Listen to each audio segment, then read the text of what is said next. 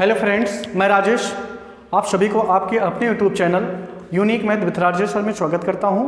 Friends, आज हम सब क्लास 10th मैथ के मॉडल 2 के खंड भाग के प्रश्नों पर चर्चा करेंगे। जैसे कि हमने इसके पिछले वाले वीडियो में खंड आ के बहुविकल्पी प्रश्नों पर चर्चा किया था। अगर यदि आपने उसको नहीं देखा अभी तक तो आप पहले उसको जरूर देखें, ठीक है फ्रेंड्स। और चलते हैं, ज़्यादा टाइम स्पेंड ना करेंगे। खंड बा का जो प्रश्न नंबर पहला है, इसके 5 टोटल खंड होंगे। उस खंड का पहला प्रश्न है जिसके 4 प्रश्न हमने लिए हैं। चलिए इसको सॉल्व करते हैं। तो है क्या, कहता है एक घन का आयतन 31 सेंटीमीटर क्यूब है, तो इसकी प्रत्येक भुजा ज्ञात कीजिए। और ये कितने नंबर का फ्रेंड्स, 2 नंबर का है और सिंपल है। यानी आप जानते हैं सोल्यूशन में कैसे करोगे। ये हल में आप जानते हो घन का आयतन क्या होता है। घन का आयतन होता है, आयतन कितना दिया है फिलहाल आपको दिया है 31 सेंटीमीटर क्यूब, यानी घन सेंटीमीटर को बोल सकते हैं। और घन का आयतन का फार्मूला क्या होता है फ्रेंड्स, भुजा क्यूब। क्या होता है, भुजा क्यूब। तो यहां से भुजा क्यूब बराबर कितना हो जाएगा 31, और यहां से भुजा की वैल्यू निकालेंगे तो आएगा इसका घनमूल, यानी 31 का घनमूल क्या होगा। यानी ऐसी कौन सी संख्या है जिसका हम 3 बार गुणा स्वयं से कराएं तो कितना आना चाहिए 31। तो फ्रेंड्स ये होता है 11। आप यानी 31 का जो घनमूल होगा वो 11 आएगा। तो इसका मतलब है घन की जो प्रत्येक भुजा है वो कितनी होगी 11 सेंटीमीटर। ठीक है फ्रेंड्स, ये 2 लाइन का आंसर था। ये आपको 2 नंबर इससे मिल भी जाएगा। ठीक है फ्रेंड्स, उम्मीद करता हूँ ये समझ में होगा। चलते हैं, इसका अगला प्रश्न है, कहता है यदि द्विघात समीकरण x² + 3x - p का एक मूल 2 हो तो p का मान ज्ञात कीजिए। चूंकि अब यहां सोल्यूशन में कैसे लिखेंगे चूंकि समीकरण का एक मूल कितना है 2 है, एक मूल 2 है। अतः x बराबर 2 रखने पर, समीकरण में ऐसे लिखोगे, अतः समीकरण में x बराबर कितना रखने पर 2 रखने पर। ठीक है, अब समीकरण दिया क्या है x² + 3x - p बराबर 0। फिर से एक बार समझे, कह रहा है एक मूल इसका 2 है तो p का मान ज्ञात कीजिए। तो हल में आप लिखना, चूंकि समीकरण का एक मूल जो है वो 2 है, इसलिए समीकरण में x बराबर कितना रखना है 2, तो रख दीजिए। तो 2 का स्क्वायर करेंगे, 2 स्क्वायर हो जाएगा +3 × 2 - p बराबर कितना 0 हो जाएगा। 2 दूना 4 धन 6 - p बराबर 0, यानी 10 - p बराबर 0। तो p बराबर कितना आएगा 10। तो अगर एक मूल जो है वो 2 है तो p का मान कितना आएगा फ्रेंड्स, वो होगा 10 होगा। ठीक है, वो कैसे आपको हमने यहाँ सॉल्व करके दिखाया है। ठीक है फ्रेंड्स, उम्मीद करता हूँ ये आपको जरूर अच्छे से समझ में आ गया होगा। चलते हैं इसके प्रश्न नंबर ग पर। कहता है यदि cos थीटा बराबर कितना हो sin थीटा हो, यदि cos थीटा बराबर 15/17 हो तो sin थीटा का मान क्या होगा। फ्रेंड्स, आपको हमने इस टाइप के ढेरों सारे प्रश्न बता रखे हैं। जब हमने आपको चैप्टर नंबर 8 सॉल्व कराया था, वहाँ हमने डाल रखा है वीडियो, प्लेलिस्ट में आप जाइए, वहाँ हमने सारा वीडियो डाल रखा है इस टाइप के। अगर आपने उसको सॉल्व किया है तो आप इसको मिनटों में सॉल्व कर सकते हैं। कैसे सॉल्व करेंगे फ्रेंड्स, चलिए आपको दिया है cos थीटा बराबर 15/17। तो सबसे पहले आप एक बना लीजिए, चूंकि 2 नंबर का ये है क्वेश्चन, तो आप यहाँ थोड़ा सॉल्व भी कर लीजिए। यहाँ आप बनाओगे क्या, समकोण त्रिभुज बनाओगे, ABC बना लीजिए। ठीक है, ये 90 अंश है, तो 90 अंश के सामने वाली भुजा को कर्ण कहेंगे, और जहां थीटा मानेंगे उसके सामने वाली भुजा को लंब कहेंगे। यानी लंब ये हो जाएगा, कर्ण ये हो जाएगा, आधार ये हो जाएगा। अब ये बताइए cos थीटा बराबर आपको क्या दिया है 15/17, यानी cos थीटा बराबर होता है आधार बटे कर्ण होता है। तो यानी ये क्या है, आधार है और ये कर्ण है। तो कर्ण का मतलब 90 अंश के सामने वाली भुजा, और आधार का मतलब है थीटा से लगी हुई भुजा, यानी 15।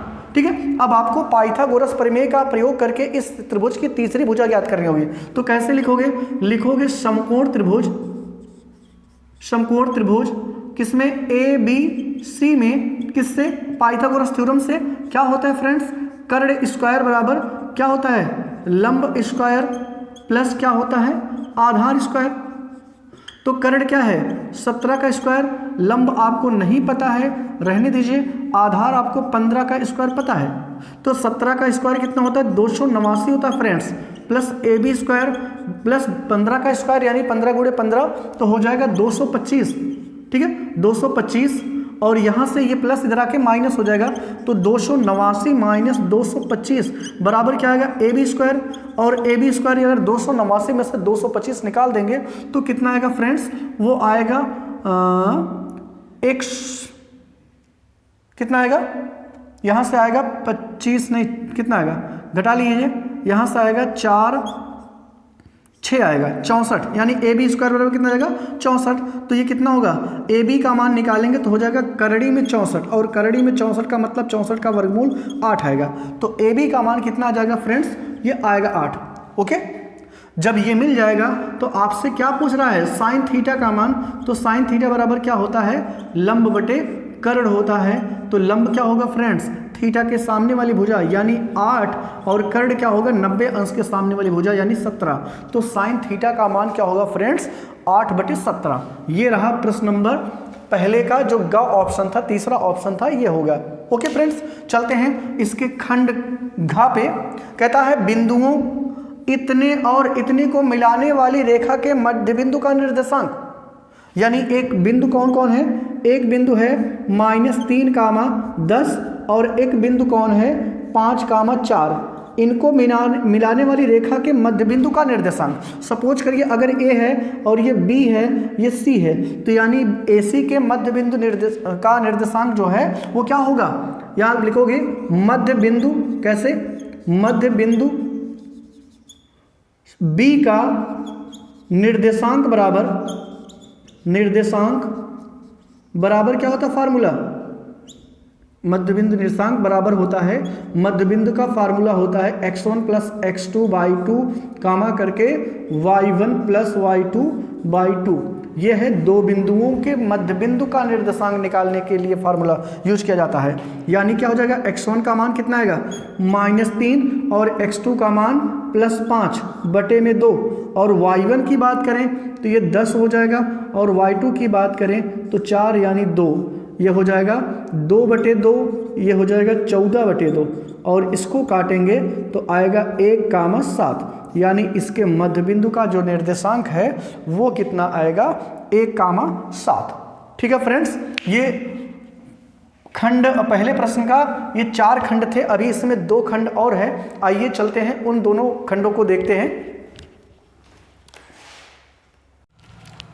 चलते फ्रेंड्स, खंड अंगा है कि कहता है निम्नलिखित बारंबारता सारणी का माध्य ज्ञात कीजिए।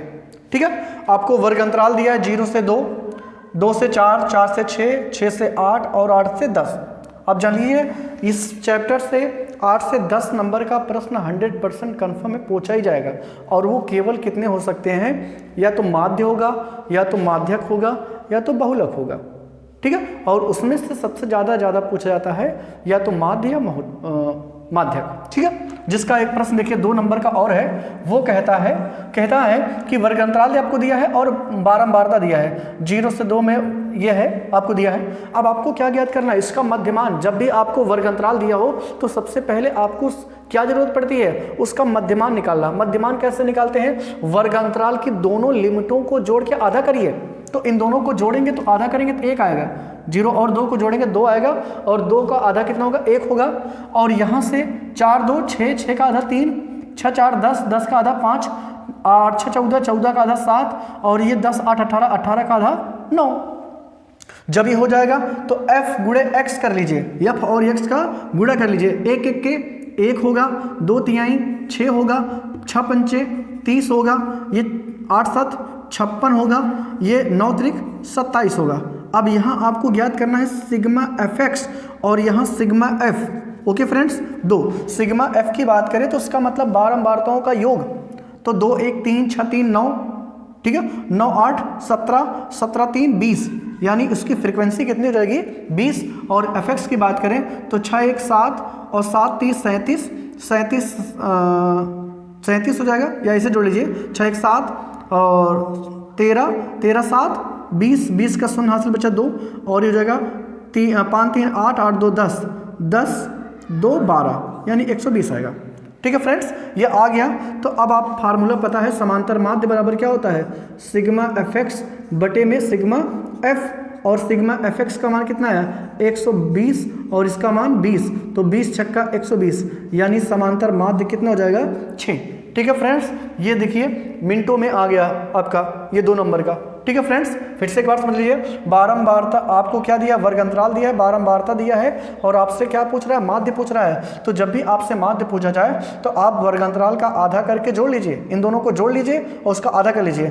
तो इन दोनों को जोड़ेंगे 2 आएगा, 2 का आधा 1 होगा, इन दोनों को जोड़ेंगे 6 होगा, 6 का आधा 3 होगा, ये जोड़ेंगे 10 होगा, 10 का आधा 5 होगा, ये 8 6 14, 14 का आधा 7 और 8 10 18, 18 का आधा 9। और जब ये आ जाएगा तो ये x और ये f इन दोनों गुणा करिए, 1 1 के 1 2 3 6 6 5 30 8 7 56 और 9 3 27, इनको जोड़ लीजिए 6 1 7 7 6 13 13 7 20 20 का शून्य हासिल बचा 2 और ये 5 3 8 8 2 10 10 2 12 यानी 120 आएगा। ये फार्मूला होता है समांतर माध्य बराबर सिग्मा एफ एक्स बटे में सिग्मा एफ, और सिग्मा एफ एक्स का मान कितना है 120 और एफ का मान कितना है 20। तो इसको कैंसिल आउट करेंगे तो 20 छक्का 120 यानी x समांतर माध्य कितना हो जाएगा 6 हो जाएगा। ओके फ्रेंड्स, चलते हैं इसके अगले प्रश्न पर। कहता है यदि बिंदुओं -3, 1 यानी ऐसे है, ये 2 बिंदु हैं -3, 1 और दूसरा बिंदु है x, 9 है, इनके बीच की दूरी कितना दिया है 13। तो आपसे x का मान पूछ रहा है, तो बताइए 2 बिंदुओं के बीच की दूरी निकालने का सूत्र क्या होता है, d बराबर क्या होता है, रूट में x1 माइनस x2 का whole square plus y1 minus y2 का होल स्क्वायर होता है।